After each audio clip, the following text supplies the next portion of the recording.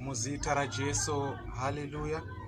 Toda kutenda Mwari nokutitendera kuti tisangane zvakare nokuda kweshoko ravo ravachataura pakati pedu muzuva ranhasi. Amen. I believe today someone is going to be blessed by the word that we are going to receive from God. Chandinotenda ndechekuti Mwari anotaura nesu pakati pedu on a daily basis. Mwari vanozviratidza muupenyu hwedu on a daily basis. Uye Mwari vanobata zvinoshamisa muupenyu hwedu on a daily basis. Chingoripo ndechekuti dzimwe dzenguva hatina ziso rokuona kuti uyu ari kuzviratidza ndimwari, uye zvakare hatina nzeve dzokunzwa kuti tinzwe kuti uyu ari kutaura ndimwari. Hallelujah. So I believe you are going to be blessed by the word that I am going to share today in the name of Jesus. Ndisingadi kupedza nguva refu, ndoda kuti tipinde mushoko raMwari pazuva ranhasi. Shoko raMwari pazuva ranhasi ticharitora mubhuku raMark chapter 5 verse 18 to 20. Mariko chapter 5 verse 18 to 20 inotaura ichiti, paakanga ava kupinda mugwa, munhu uya akambenge akapoterwa nemweya yakaipa akamuterera kuti aende naye. Asi Jesu haana kumubvumira, akatomuti, chienda kumusha kwako kuhama dzako, undodziudza zvawaitirwa natenzi nokudzinzwira tsitsi kwawaitirwa. Munhu uya akabvapo ndokutanga kuparidza mudunhu reDhekapori zvinhu zvaakaitirwa naJesu. Vanhu vose vakashamiswa kwazvo nazvo. Haleluya. Mark chapter 5 verse 18 to 20. Mariko 5 verse 18 to 20. Ndoda kuidzokora zvakare. Paakanga ava kupinda mugwa, munhu uya akambenge akapoterwa nemweya yakaipa akamuterera kuti aende naye. Asi Jesu haana kumubvumira, akatomuti, chienda kumusha kwako kuhama dzako, undodziudza zvawaitirwa natenzi nokukunzwira tsitsi kwaaita. Munhu uya akabvapo ndokutanga kuparidza mudunhu reDhekapori zvinhu zvaakaitirwa naJesu. Vanhu vose vakashamiswa kwazvo nazvo. Hallelujah. Glory be to the word of God. Amen.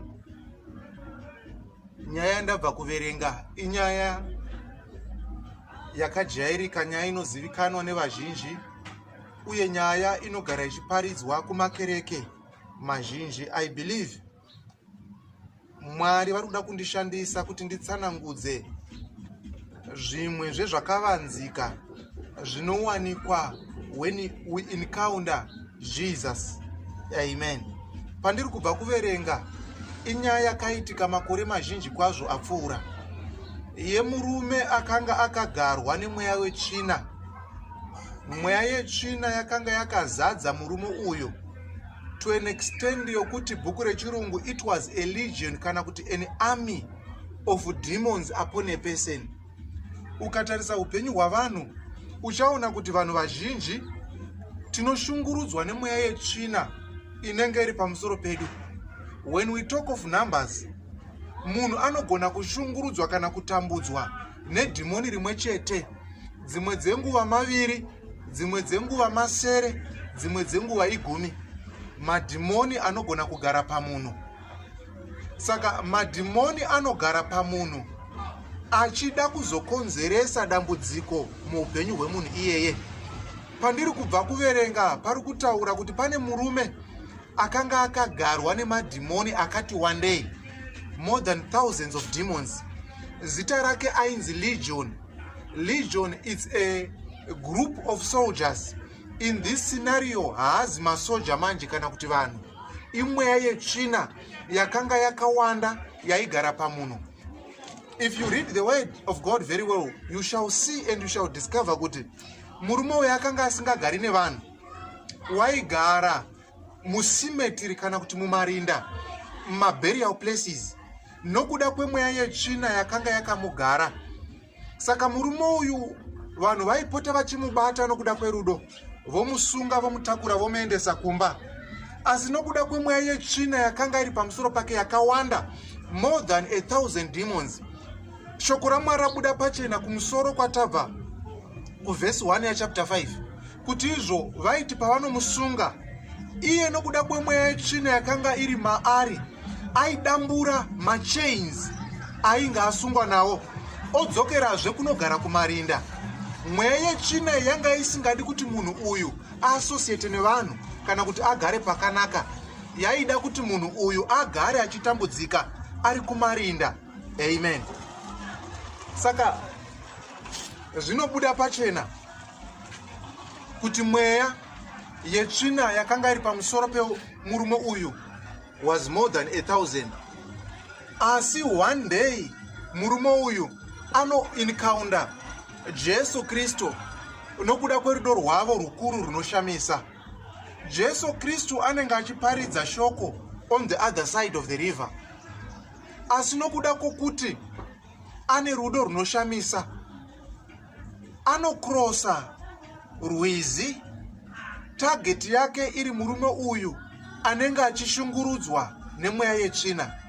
Vachingonosangana vachitarisana naJesu, mweya yetsvina inotanga kukumbira ruregerero, yodzingwa naJesu, yobva yoenda kunguruve. Nguruve nokuda kwemweya yetsvina dzinonopinda mumvura dzofa. Murume uyu after that encounter with Jesus anozoonekwa nevamwe nehama neshamwari munhu ava in his sound and sober senses. Hallelujah.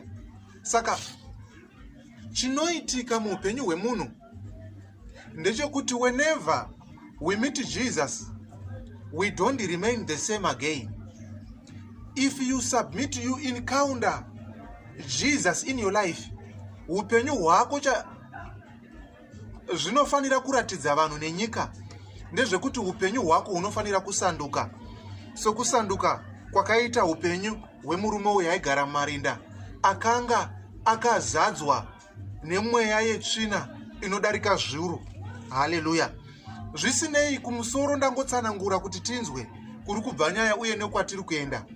Pandazobva kuverenga pa verse 18 kunosvika kuvhesi 20, iri kutaura scenario yemunhu ava in his sound and sober senses achitaura naJesu. Anokumbira Jesu kuti deno ndaenda nemitenzi ndavawo mumwe wevadzidzi venyu. Asi Jesu pano pabuda pachena Mark 5 verse 18 to 20 kuti anoramba kuenda nomurume uyu. Anomuudza kuti enda kuhama dzako nokushamwari dzako unovataurira zvawaitirwa naMwari. Haleluya. Shoko raMwari rinobuda pachena kuti murume uyu anoenda kuguta riri pedyo nekuhama dzake achiparidza nezvokunaka zvaanenge aitirwa naJesu Kristu. Amen. Vanhu vazhinji mukunamata ndakaona kuti vanotadza kunzwisisa zvimwe zvezvinhu zvinodiwa naMwari muupenyu hwavo, zvokuti pane dzimwe nguva dzaunofanira kunge wava kuparidza shoko, iwe unoramba uri muranda wevamwe vanhu. If you are not very careful in the word of God, unogona kuramba uchiparidza shoko as a junior pastor. Iwewe uri more than a junior pastor. Handizi kuti rebel against your senior pastors makereke. Handizi kuti rebel against my elders kana kusateerera vafundisi vemumasangano edu. Aiwa, apa ndoda kukuonesa kune imwe scenario yokuti Jesu Kristu ane vadzidzi vake, not 12 but more than 12 vari kumutevera vachinzwa nokudzidziswa naye. Jesu vanozo encounter this person akazadzwa nemweya yetsvina achigara mumarinda. Munhu uyu after deliverance anokumbira kuenda naJesu kunodzidziswa naJesu. Jesu vanoramba vomuudza ivo kuti enda unoparidza, enda unotaura, unopupura zvawaitirwa naMwari. Which means tine mhando dzevafundisi dzakasiyana mukunamata kwavanhu. Vafundisi tinosiyana mukuparidza shoko, uye vafundisi tinosiyana mumaitiro ezvinhu. Pane mumwe munhu anotofanira kuenda kuchikoro nokudzidziswa kuti aparidzwe shoko raMwari, asi kune vamwe vanhu vokuti soon after deliverance vanenge vatori empowered by the spirit, the glory of God, kuti vatoparidza shoko. Dambudziko riripo nderekuti unogona kumira uchiti nguva isati yakwana. Iyo nguva yaita sei? Nguva yakwana. Haleluya. Mubereki wose achizvara mwana wake mukomana kana musikana ane zvaanotarisira within a specified period of time. Ini ndinotarisira kuti mwana wangu achakura, achaenda kuchikoro. Achibva kuchikoro ikoko acharopafadzwa 8 degree. Asi ndinotarisira kuti after a certain point, probably above 25, mwana iyeye anofanira kunge ava kugona kuzviriritira, ava kuitawo zvinhu zvake. Kana Mwari vachitendera, denga rapindira, mwana iyeye anofanira kunge aroora kana kuroorwa, ava nebasa rake uye ava nemhuri yake. Ndo zvinhu zvandinotarisira muupenyu hwemwana somubereki. Chinhu chinorwadza somubereki kuti unoona mwana probably at 30 years haana basa raanoita, haana kuroorwa, still uchiri kungogara naye, ndiwo unomutengera uye ndiwo unomuchengeta. Zviri normal nezvokuti mwana anofanira kukura oenda kuchikoro oshanda, oroora kana kuroorwa. Zviri abnormal nezvokuti mwana anosvika 30 years asingashande, angava mukomana musikana, asina kuroorwa, angava mukomana musikana, upenyu hwake husingafambe, angava mukomana kana kuti musikana. Izvozvo zviri abnormal. Ndo zvazviri kunyangwe nemukingdom yaMwari. Tinotarisira kuti munhu anokura mukuziva Mwari. Tinotarisira kuti munhu anozovawo yandingati independence, pakuti munhu anofanira kunge akuzviitira asingachadi maprayers evafundisi, akugona nokuziva kuti kunamata kunonamatwa sei, kuparidzwa kunoparidzwa sei, uye zvinhu zvinoitwa sei muimba yaMwari. Tinotarisira kuti mwana arumurwe when it comes to the things of God. Hallelujah. Saka unofanira kuva neziso rokuona kuti zera randasvika iri izera rokuti ndichizviitira zvinhu semwana mukomana kana musikana. Nokuimba yaMwari zvakadaro, panofanira kusvika zera rokuti unofanira kunge wakugona kuzvinamatira, unofanira kunge wakugona kunamatiro vamwe, unofanira kunge wakugona kuparidza shoko raMwari. Zera iri unozviziva sei kuti it's time? Mwari ane nzira yokuzviratidza muupenyu hwemunhu. Haizi issue yekuti unongomuka uchifunga kuti inini it's high time I become a pastor. No. Mwari vane nzira yekutaura newe. Vanotaura newe through visions, vanotaura newe through dreams. Mwari vanotaura newe through other people. He can even speak to you through your surroundings. Zvokuti unotozozviona kuti inini I'm mature sezvakaita muchinda uyu. Vamwe vari kudzidziswa kuti vagone kuparidza. Iye as soon as he is delivered, Jesu vanomuti enda unoparidza nezvawaitirwa naMwari pazuva ranhasi. Murume uyu vanoverenga shoko raMwari anobva ipapo, immediately he began to speak and to confess what Jesus Christ has done for him. Hallelujah. Saka dzimwe dzenguva uri kunonoka kuita kuda kwaMwari muupenyu hwako. Hatizi tose tinofanira kudzidziswa mukuparidza kweshoko raMwari. Take an instance, a man like Elijah. Elijah haana kudzidziswa kuparidza kana kuprofita. He was born with the gift, the spirit of prophecy in him. Ukatarisa murume anonzi Paul haana kudzidziswa. He was born and anointed to speak the word. Jesu haana kudzidziswa. He was born with the gift, the spirit to speak and preach the word. Pane vamwe vanoda kudzidziswa, pane vamwe vakatogara nakare zvipo zvacho zviri mavari. Chavanongoda, it's a simple push kuti vazive kuti nguva yakwana. Ndo zvandavinga pauri pazuva ranhasi. I am just here to enlighten you kuti nguva yakwana yokuti uparidze shoko raMwari. Nguva yakwana yokuti uite kuda kwaMwari muupenyu hwako. Nguva yakwana yokuti uitire Mwari. Haleluya. Ndakadzidza ndikaona kuti mukunamata Mwari sezvo zvinongoita mumhuri ndozvo zvinongoitawo muimba yaMwari. Pane vabereki vasingadi vana vavo kuti vakure, vokuti kunyangwe mwana akura apa zera rokuroorwa kana kuroora, ivo havadi kuti mwana iyeye aroorwe kana kuti aroore. Tinavo vabereki vakadaro, humwe hwacho hutsinye, humwe hwacho humbimbindoga. Ini ndiri kuti kune vabereki vane tsika yekutoziva kuti mwana uyu mukomana wasvika pazera rokuroora, asi ivo havade kuti aroore nokuti vane mabenefits avanotyira kurasikirwa. Naizvozvowo muimba yaMwari kune vamwe vanhu vanogona kusvika pakushandisa munhu for their own benefit in the house of God. Pane vamwe vanhu vanogona kushandisa vamwe for their own benefit in the kingdom of God. Zvoita sokuti vanoda Mwari kana kuti vanoparidza nezvaMwari, asi target yavo zviri zvinhu zvavanhu. Hallelujah. So my message to you today is wakura muzvinhu zvaMwari, wava kuziva. It's a high time you become independent. It's a high time you preach the word. It's a high time you listen to the Spirit of God. Do what the Spirit tells you, not what people say to you. Hallelujah. Ari kubva mukuporeswa anokumbira kuenda naJesu. Jesu vanoramba, vomuudza ipapo kuti uchibva pano chienda unoparidza shoko. Wakura wakuziva, maybe knowledge yauinayo, maybe gift yauinayo surpasses that of your teacher.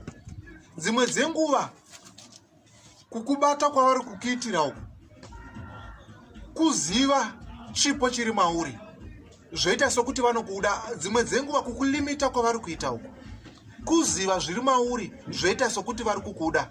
Ini ndiri kuti kana Jesu akagona kuudza munhu after deliverance that very day kuti enda unoparidza shoko raMwari, murume uyu zviri pachena kuti akanga asina kumbonzwa nezvaJesu, nokuti upenyu hwake hwose akanga akagarwa nemweya yetsvina. Asi soon after deliverance, this person is empowered to preach the word. Saka kana zvakadaro kumurume uyu akanga akazadzwa nemweya wetsvina, kwauri zvinogona sei? Usatya. Ndakaona vanhu vazhinji kuti chinovalimita mukiita zvinhu zvaMwari it's fear. Ndo pandiri kuti cast out fear in you. God is about to do something great. Take that leap of faith. Mwari vane zvizhinji zvaroda kuita newe. Mwari vane zvikuru zvaroda kuita newe. People will limit you. Your pastor may limit you. Your prophet, your apostle, your parents may limit you. Asi ndiri kuti sezvakaitirwa muchinda uyu, kuti as soon as possible Jesu akamuti enda unoparidza, iye akaenda kunoparidza. Shoko raMwari rabva rabuda pachena kuti vanhu vazhinji vakagamuchira meseji yake. In other words, vanhu vazhinji vakaporeswa, vanhu vazhinji vakatendeutswa. Upenyu hwemurume uyu nehwevanhu vakatevera hwakashandurwa immediately as he proclaimed the word of God. Hallelujah. Saka nguva ndiyoyi mudikanwe. Handizivi kuti uri kusangana nei, handizivi situation yauri, asi ndiri kuti nguva ndiyo yatokwana. Iwewe ndiwo watononoka, nguva yatokwana kuparidza shoko raMwari. Hakudi kuenda mukereke chete. You can speak the word even in your family. You can speak the word even paunobasa kungotaura zvakanaka zvawakaitirwa naMwari. Zvinobata munhu, zvinoshandura upenyu hwemunhu. You can speak the word even mu street. Find a place inodarika vanhu, womira utanga kutoparidza. Vazhinji vanonzwa nokuti vanhu ndevaMwari. Hallelujah. as you hear your spirit confessing the word of God, let your mouth confess the glory of God. Zvauri kunzwa zvichitaurwa nemweya wako, rega muromo wako utaure, nokuti you can save thousands, even millions, as you proclaim the word of God. Hallelujah. Saka Mwari vari kutaura newe pazuva ranhasi. Vari kuti nguva yakwana. It's a high time you speak the word. People will limit you. Not everyone is destined for theological schools.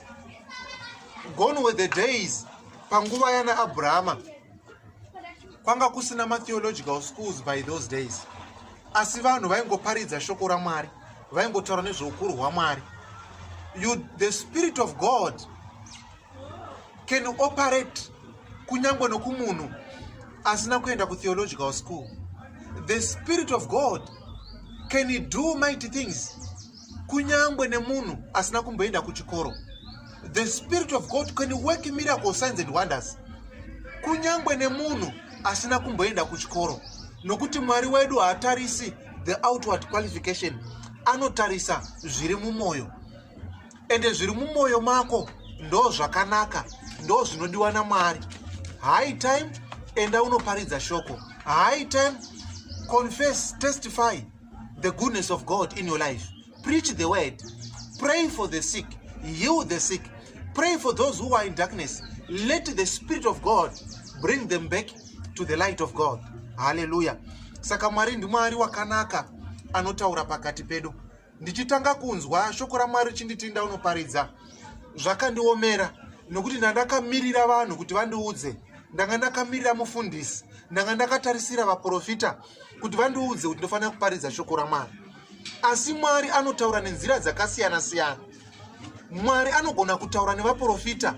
Mwari anogona kutaura zvakare neni. Mwari anogona kutaura nababa nehama neshamwari, vafundisi vedu. Saka chasara ndechekuti iwewe you have to interpret, you have to discern the voice of God in your life. Ini ndiri kuti it's a high time. Ini ndiri kuti nguva yakwana. Ini ndiri kuti cast out fear in you. Let the Spirit of God rule in your life. Remove the spirit of fear. Remove the spirit of fear. Let the glory of God rule in your life. In the mighty name of Jesus. Hallelujah. Glory be to God. Amen. Toda kutenda Mwari wedu neshoko ravo rakanaka. Ini ndiri zvandiri nokuda kwokuteera mweya mutsvene uchitaura mandiri. Ndakadzidza kuti the moment yaunoteerera vanhu vanosanduka uye zvinozikanwa nemunhu behind closed doors hauzvizive. I opt to listen the word of God. I now hear from God directly. I expect you to do the same. Hear from God. Respect God. Love God. Do the will of God. And I here to declare to you that Mwari havakusi uri wega. Mwari havakusi uri nherera. Mwari vanogona kuita zvikuru newe. Hallelujah. At times you need stubborn faith to do the things of God. At times you need a stubborn faith to do the things of God. Nguva ndiyo nguva yakwana. Yes, your mendo akaenda ku theological school, but we are not all destined for theological school. Wongu vabereki vako vakaenda ku theological school, but we are not all destined to go kuma theological schools.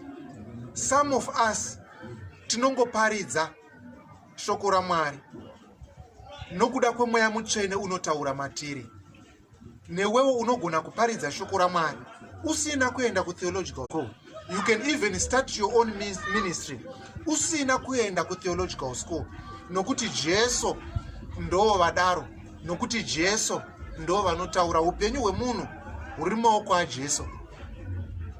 What people may say, what people may confess, hazvina basa upenyu hwemunhu huri mumaoko aMwari. Saka it's high time you open your heart to the Spirit of God. and do what the Spirit of God is asking you to do. It's a high time you be filled with the spirit of discernment, that you do the things of God, not the will of men. It's a high time beginning today that you turn your heart to do the will of God, not the will of your pastor, not the will of the founder of the church, not the will of your friends. Asikuda kwani? Kuda kwa Jesu. Hallelujah. Mark 5:18-20.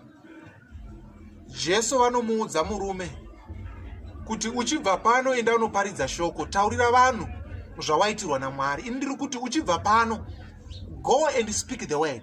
Confess the good things that Jesus Christ has done into your life. Testify for all the miracles, the signs, the wonders that you have seen Jesus Christ doing in your life. Upenyu hwako ngauzadzwe, ngaushongedzwe nokubata kwaMwari kunoshamiswa sokuita kwaJesu, sokuda kwaMwari. Haleluya. Mwari wedu ndiMwari wakanaka, Mwari wakatendeka. Vanoita zvizhinji zvinotarisirwa pasi, vanoita kuti zvionekwe. Ndiye Mwari anosimudza marombi kubva muguruva. Ndivo Mwari vakaita kuti ndive zvandiri. Ndivo Mwari vanokusimudza uye vanogona kuita zvikuru newe. Hallelujah. Glory be to the word of God in the name of Jesus. Amen. Toda kutenda Mwari neshoko rake rataura pazuva ranhasi. Amen. Shoko rakanaka rinotinikareja kuti it's not always patinofanira kuenda kunodzidziswa vamwe vakaita seni newe. Mushure meku-encounter Jesu, tinofanira kuparidza Mwari. If you encounter Jesus truly in spirit and in truth, your life will never be the same again. Ndo zvakaitika paupenyu hwangu. When I encountered Jesus, immediately ndakatanga kuparidza nokutaura nezveukuru hwake. Handina kuchikoro kwandakaenda, but I see vision. I prophesy. I speak in other tongues. Not one but many tongues. Nokuda kokuteerera kuita zvinodiwa neMweya Mutsvene. Hallelujah. Moyo wako ngausaomarara. Zvauri kunzwa Mweya wako Mutsvene uchitaura, ini ndiri kuti ita izvozvo. Nokuti ndiMwari vari kutotaura. Ini ndiri kuti kubva nhasi, speak the word, paridza. Kubva nhasi, namatira vanorwara. Kubva nhasi, mabasa akanaka ngaaonekwe mauri. Kubva nhasi, taura, pupura zvawakaitirwa naJesu. Hazvidi kudzidziswa zvimwe zvacho. Zvinongoda kuteerera Mweya Mutsvene, Mweya waMwari uri kupfuta uchitaura newe uri mauri. Hallelujah. Glory be to God in Jesus' mighty name. Amen. Ndisati ndavhara nomunamato, ndoda kungotaura one or two things sokuratidzwa kwandakaitwa noMweya Mutsvene waMwari. Hallelujah. Ndoda kungoencourage pakati pedu kuti if we have time, we have to pray for a nation, Zimbabwe. Amen. Kunamatira nyika ino yeZimbabwe, kunamatira maleaders edu, kunamatira vatungamiriri vose vari muma places of authority, regardless of each and every political party. Pa Facebook page pangu inonzi Herald Church, ndakataura pamusoro peimwe vision yandakaona yokuti there are people vari kuronga kumukira hurumende. Ndakazvitaura pa Facebook page in writing. Ndoda kungoti izvo vanhu ivavo havasati vaita sei, vamira paurongwa hwavo vachiri kuronga, vane pfungwa dzokuita sei, dzokupandukira hurumende. Hallelujah.